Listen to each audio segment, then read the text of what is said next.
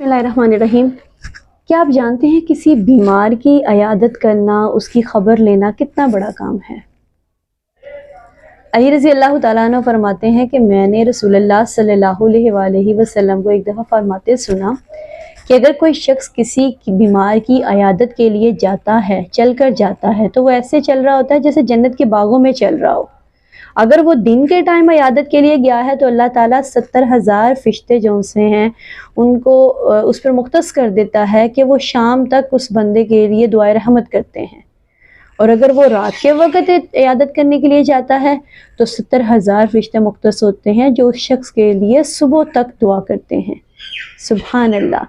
तो अपने इर्द गिर्द अपने घर में अगर आपको कोई बीमार लगता है, कोई अगर आप किसी ओहदे पर हैं, आपको अपने मातहत जो लोग हैं, यानी अगर आप टीचर हैं, आपके स्टूडेंट्स में इस तरह कोई बीमार है, आप मालिक हैं घर के और आपके जो आपके मातहत जो आपके घर में काम करने वाले लोग हैं, तो अगर आप में कोई ऐसा फ़ील हो कि वो बीमार हैं, किसी को तकलीफ़ है, तो खुदारा रहम किया करें, उनकी अयादत के लिए जाया करें।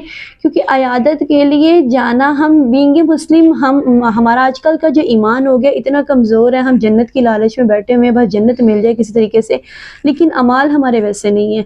तो ये छोटी छोटी चीज़ें जो रसूलुल्लाह सल्लल्लाहु अलैहि वसल्लम की सीरत से हमें मिलती हैं, अगर हम इन पे अमल करेंगे तो जन्नत हमारा मुकद्दर बन जाएगी।